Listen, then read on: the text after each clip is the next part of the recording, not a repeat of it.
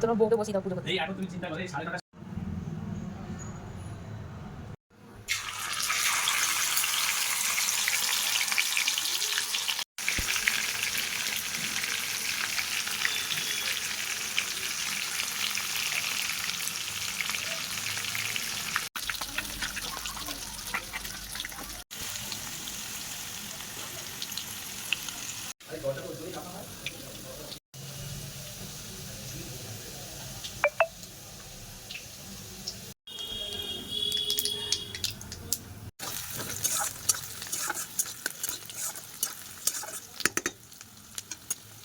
পেঁয়াজটা লাল লাল করে ভেজে নেব। আদা বাটা, রসুন বাটা, লঙ্কা বাটা আর জিরে বাটা দিয়ে ভালো করে নেড়ে চেড়ে নেব। সামান্য নুন, হলুদ গুঁড়ো, ধনে গুঁড়ো,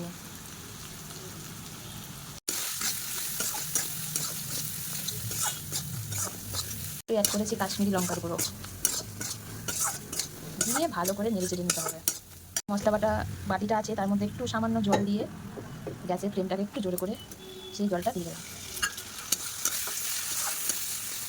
রাখা আলু আর পটলটা মশলার সাথে দিয়ে ভালো করে কষিয়ে নিতে হবে। আমার ভাতও ফুটে গেল। এদিকে আমি আলু আর পটলটা দিয়ে ভালো করে মশলার সাথে নেড়ে চেড়ে নেব। মশলা ভালো মতন কষানো হয়ে গেছে, সাইড থেকে তেল ছাড়ছে, গন্ধটা একটু বেশ ভালোই বার হয়েছে। একটু জোরে করে ভালোভাবে নাড়িয়ে চাড়িয়ে নেওয়ার পরে এতে দিয়ে দেবো সামান্য পরিমাণ জল। জল দেওয়ার পরে এটাকে একটু ভালো করে কষিয়ে নেবো। কষিয়ে নেওয়া হয়ে গেলে তারপরে জল দিয়ে ঢাকনা চাপা দিয়ে ভালো মতন আলু আর পটলটা ঝোলটা একটু ফুটে উঠলে তারপরে মাছগুলো ঝোলের মতো দিয়ে দেবো। মশলাটা ভালো মতো কষানো হয়ে গেছে, সাইড দিয়ে তেলও ছেড়ে দিয়েছে, মানে মশলাটা ভালো মতন ফুটে গেছে। এবার আমি জল দিয়ে দেবো। ঝোলটা একটু ফুটে উঠলে তারপরে ঝোলের মধ্যে মাছগুলো ছেড়ে দেবো।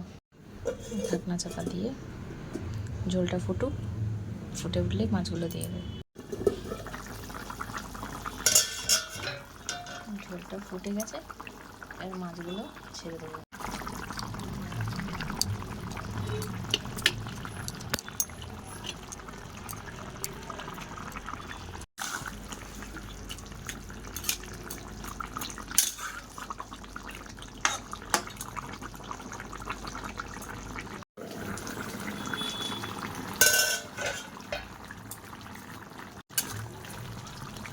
আলু সিদ্ধ হয়ে গেছে, পারফেক্ট। নামাবার আগে আমি একটু সামান্য গরম মশলা অ্যাড করে দিলাম।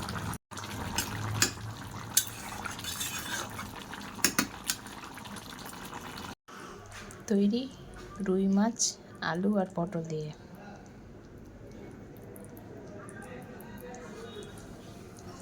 ভিডিওটি ভালো লাগলে লাইক, কমেন্ট আর একটা শেয়ার করে দেবেন।